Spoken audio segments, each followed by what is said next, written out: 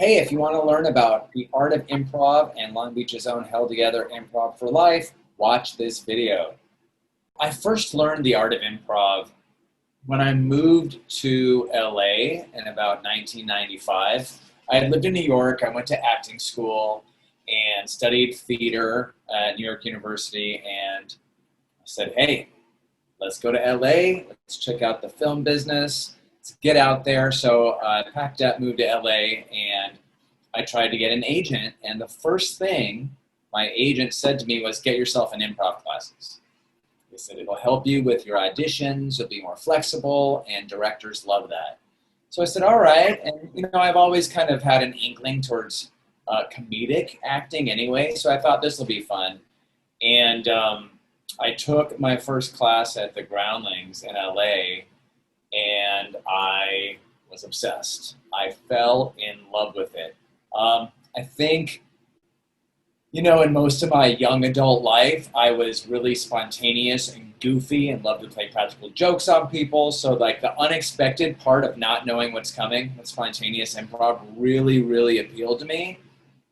And soon I just couldn't get enough. I kept taking more and more classes and getting better and better, and it was helping with my auditions. Before I knew it, I was actually seeing improv play out in all parts of my life. My jobs, of course, being an actor, I had a ton of jobs to help me pay the bills, from running a nonprofit to political fundraising to waiting tables, lots and lots of waiting tables. And I saw myself using my improv skills in daily life all the time. And I'm like, man, this stuff is awesome. So I lived in Long Beach, a few years down the road after moving to LA.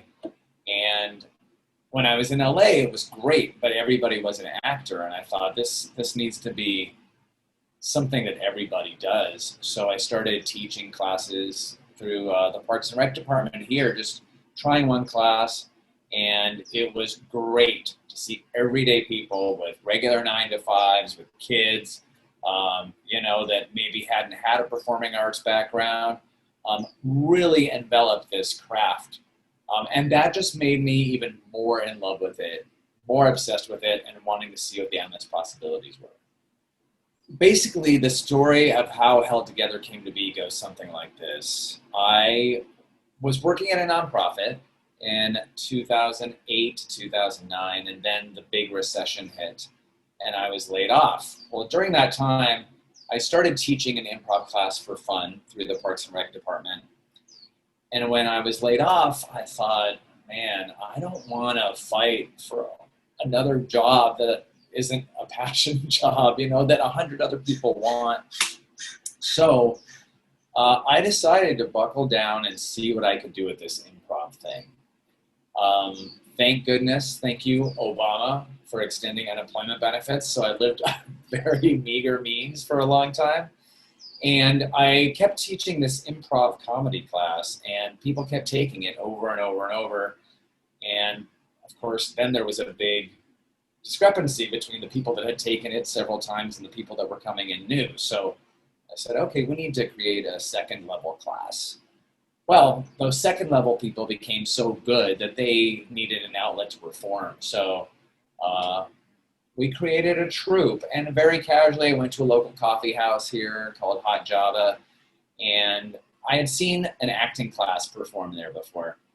And I said, would you be open to, and they had done stand-up nights there too. So I said, would you be open to an improv show? And they said, sure. So we started performing there, and it turned into a monthly thing called Last Laugh Saturday, which actually has been going on 10 years now, every Saturday, every fourth Saturday of the month, once a month. And these two classes, the troupe, then, started turning into more classes, and then I started getting calls to do corporate work, to use the tools of improv to do corporate work. And I really enjoyed seeing that happen. Teaching is my passion. I always said the corporate stuff, though, fed my teaching passion, because that's where it was more financially stable. And actually, when the corporate stuff came in, then I was able to start to be able to do this for a living. And I said, okay, let's just keep making this happen as long as we can.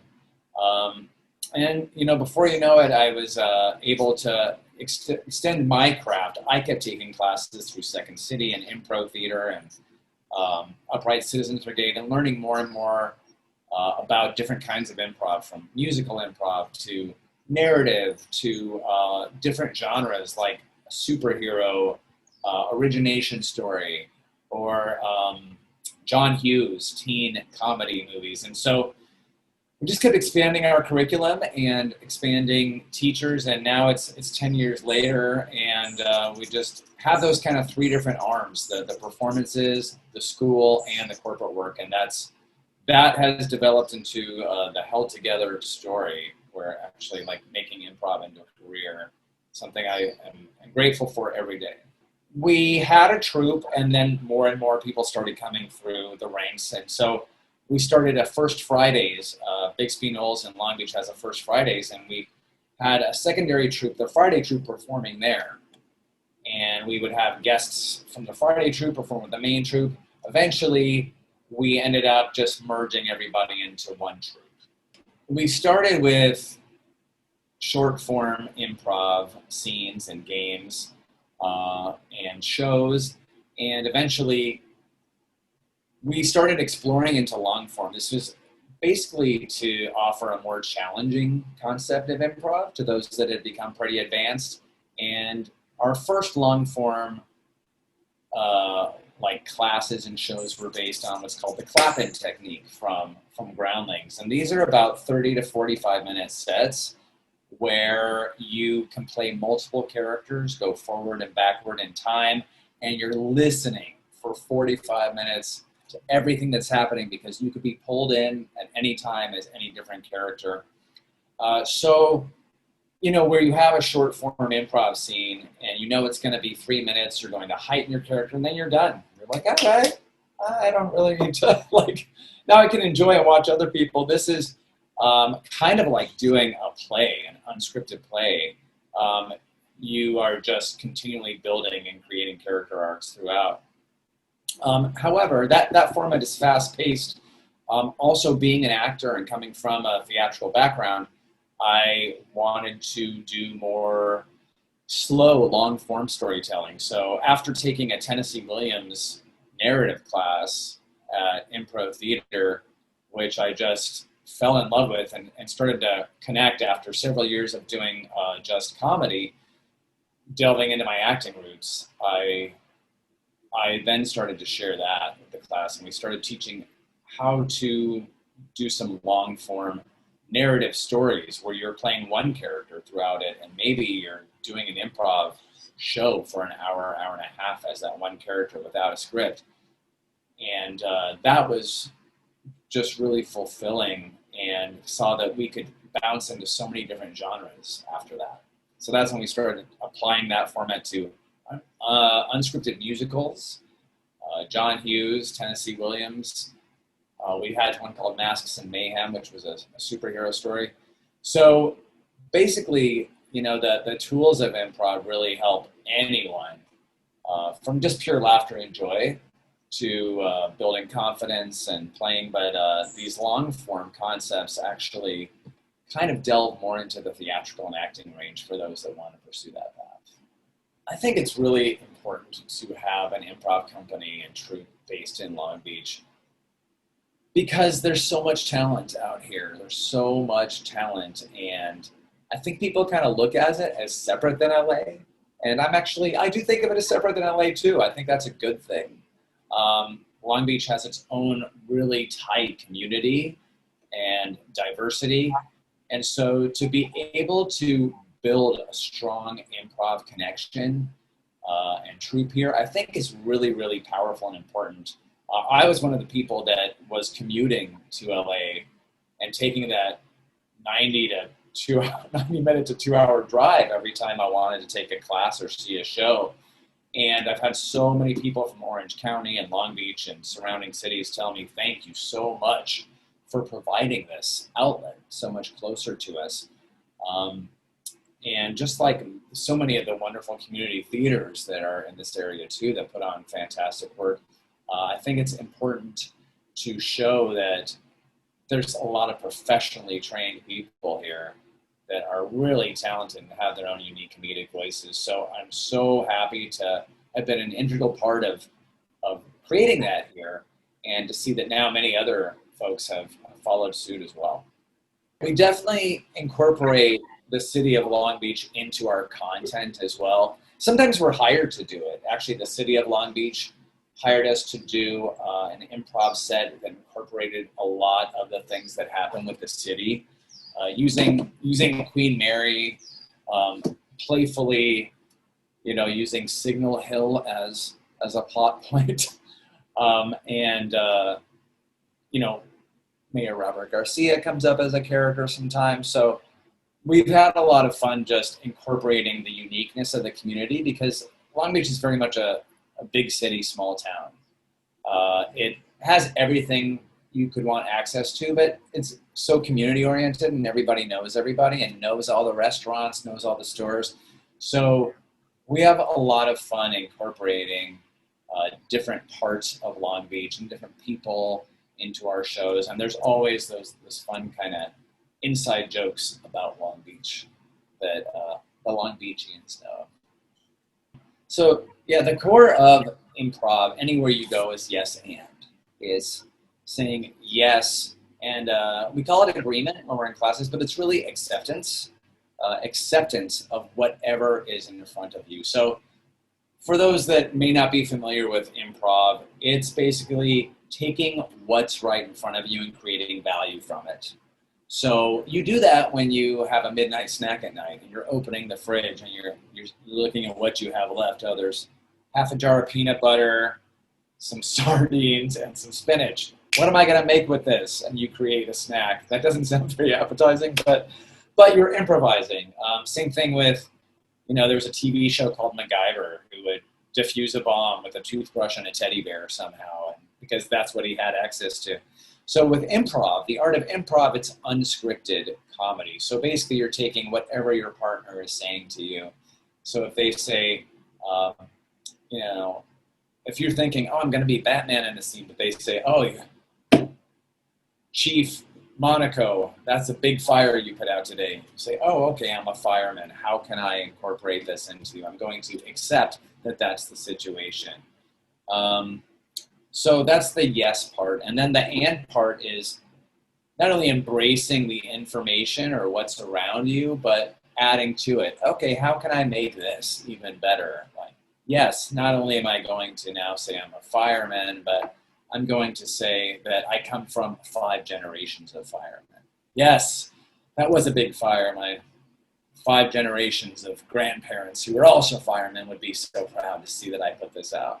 That person will take that, accept it, and add to it. So that's the core philosophy, is yes-anding, is taking exactly what you have and creating value from it without thinking ahead. So it's acceptance, information, acceptance, information. That's kind of what keeps you very present in a scene in improv. There's a reason we have our mantra for Held Together, which is improv for life, because it really applies to everyone. Anybody who has a need to communicate at any point in their life, which is everybody really, can benefit from the tools of improvisation. And, the reason is what improv really allows is the ability to be understood, to be heard, to be listened to. And when it comes down to it, that's what we all really want more than anything, is to be heard. And improv allows that. By using that philosophy of acceptance, you may not always be on the same page as someone, but you're going to acknowledge, yes, I understand this is your take on something, and I'm going to allow that and embrace it. And I'm going to offer my take on it. I'm not going to dismiss it. I'm going to continue to explore this. And why this is so important is it allows for brainstorming. Most of the corporate work I do is because people want to be heard and allow a brainstorming process. So many ideas get poo-pooed right away, but what would happen if we explored it before we play devil's advocate and shut it down?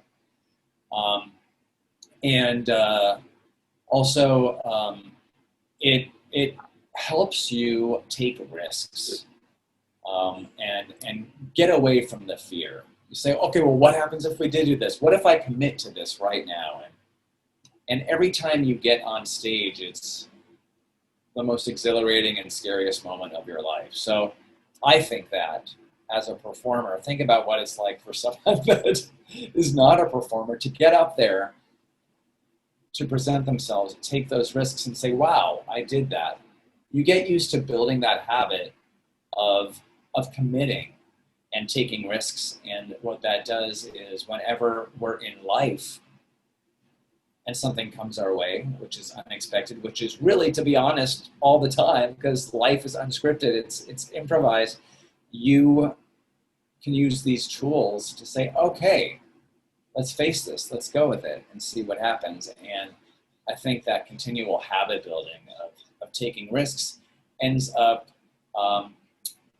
making someone lead a more fulfilling life that is, based with the excitement of confronting challenges and expecting them and seeing how you can do things that you didn't think you were capable of before. So the Held Apart unscripted improv and sketch comedy show began in April as a response to the pandemic and being shut down. We have a troupe of about 10 people right now, and when the pandemic started shutting things down in March, I think we, like a lot of folks, thought, wow, well, this is pretty heavy, but this is temporary. We should be back in a month or so and ready to perform for our fans who are wonderful and extremely loyal and such a community. So we started Held Apart in response to, one, wanting to provide something for the community in the really dark time, and two, for ourselves, because we were struggling like everybody else. And, the idea of sitting around and hoping and praying and waiting to be able to perform again, it wasn't going to cut it. We needed something to keep ourselves occupied too. So Richard, who was another instructor at Held2gether, to be honest, he put together this brainchild. He contacted me about it and said, what do you think? And with me and my business being shut down, I was a little depressed at first. And I said, yeah, that sounds great. I just don't know if I can take charge of it. He said, I'll do it. I need this for me right now. I think we all need this. And so we created a pitch meeting and started pitching sketches that we would be able to do on Zoom, ideas. And in the beginning, most of them were improvised except for some song parodies we had. And we put them together and Richard edited them beautifully. And the response from our first episode was incredible. People loved it and wanted to see more of it. And they were so grateful for being engaged. We did a variety of sketches, mostly character-based or parody-based on music. And then we started getting excited about the next week, and everybody started throwing their kind of 2 cents in. And we had more great response, and people need to watch it because you can see what is capable, what we're capable of doing on Zoom, and how many wonderful characters can be created from this. And we've started to incorporate special guests now, too, that we have a second season. We were hoping not to have a second season. We were hoping everything would be open. So we kind of stopped in May, but then started up again in July.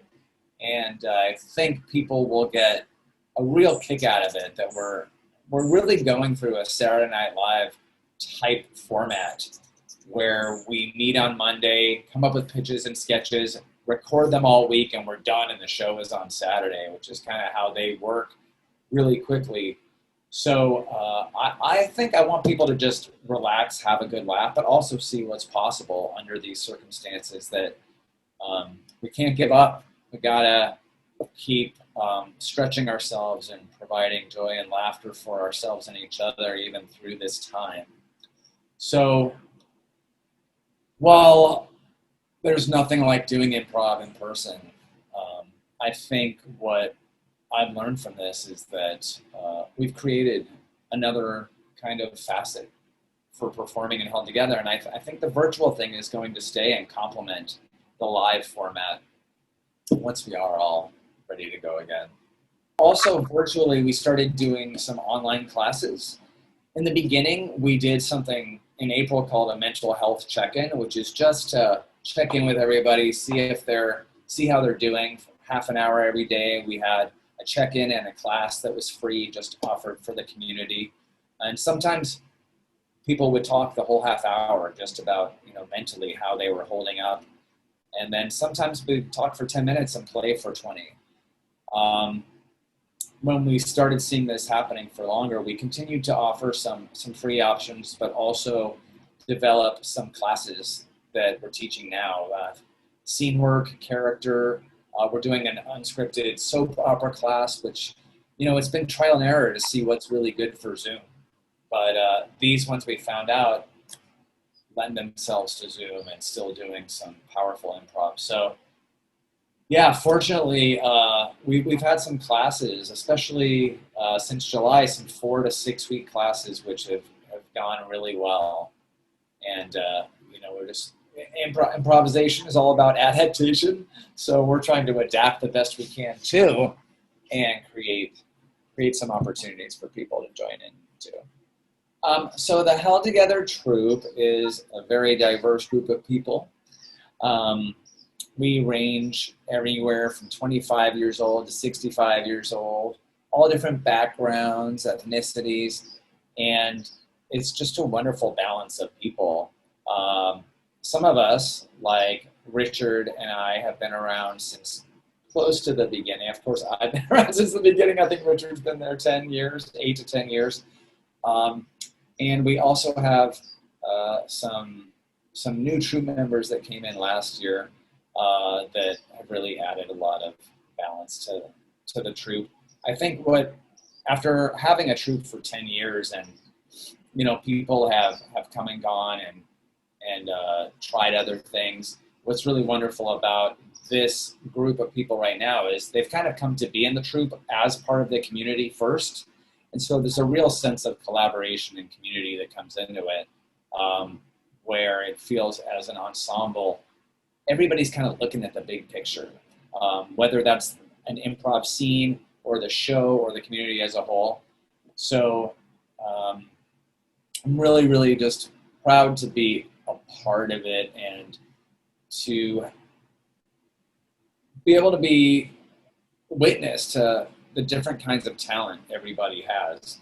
There's this idea in improv that there's 3 different types of improvisers. There's pirates, robots, and ninjas. Pirates are the loud, outgoing types that bring in outrageous information and always keep up the energy. Robots are more grounded and logical and keep the scene sane, where you as an audience member can say, okay, he's the straight man, I relate to him. He's seeing what I'm seeing. And then there's the ninja, and the ninja is kind of egoless and comes in and out of the scene, fixing things, helping those yes ands come together and kind of whipping out on scene. So I feel like right now we have a really good combination of pirates, robots, and ninjas, but everybody wears different hats all the time. And sometimes when we're looking to expand the troupe, that's what we're looking for, is like, what don't we have? We don't have that clever ninja that can help tie in those loose ends in those scenes. So it's exciting to work with people that balance, my weaknesses and that embrace my strengths and build off of those. And I feel like every troupe member is able to do that right now. So it's a fun time. And this pandemic has really emphasized that even more because we're all bringing something new into the sketch show and to the troupe we didn't have before. The community can get more involved with Held Together in a few different ways. In addition to our classes that are offered online, we have a YouTube page with different shows that can be watched. And we are struggling right now with the pandemic, and we have a GoFundMe page for rent relief. And I just want to say thanks to the community has been so supportive of that from the beginning and continues to give month after month.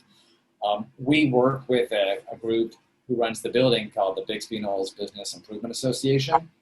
And you know, we're there because they're there and they do so much for the community. So we've been dedicated to continue paying rent even though we're not in the theater right now, and the community has helped do that as well. So people can help that way. We also have something called the Held Together Scholarship Fund that provides classes for those that want to take them and may not be in a position to be able to do so. That's something we've had going for about 8 years now, and we have a monthly student jam that basically raised funds for that. And we just started kicking off the jam again in August, and people can donate to that fund as well. It's usually a $5 donation recommended, but people can get involved and donate to that on our website or YouTube page as well. And I think the main thing is, you know, get on our website, sign up for the newsletter, and you can find out things that are happening in the community all the time. You can get involved that way. Hey, if you want to learn more about Held Together Improv for Life, you can subscribe to our YouTube channel, youtube.com/HELD2gether. You can also look at held2gether.com and sign up for our newsletter and see all of the happenings that are going on.